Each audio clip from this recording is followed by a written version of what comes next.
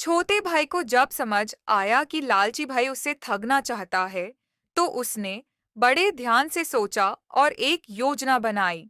छोटा भाई उस रात लालची भाई के पास गया और बोला, भाई, मुझे लगता है कि तुम सही कह रहे हो, पर मैं एक बात छुपा रहा था। उस जमीन के नीचे एक खजाना है जो हमारे पुरखों ने छुपाया था, पर मुझे खजाना का एक हिस्सा चाहिए, वरना मैं ये जमीन नहीं दूंगा।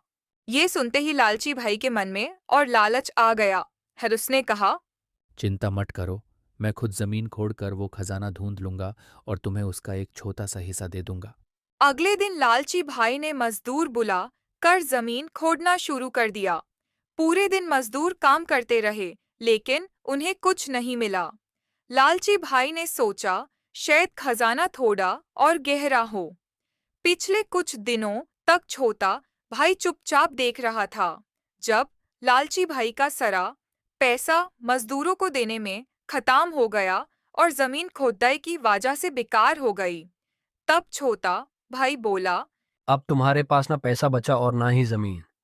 अब ये जमीन मुझे वापस दे दो, वरना मैं गांव के पंचायत में सब सब कुछ बता दूंगा। लालची भाई को समझ आ गया कि उसका लालच उसके लिए ही नुकसान का कारण बन गया है। शाम के मारे उसने जमीन का कागज वापस कर दिया और छोटे भाई से माफी मांगी।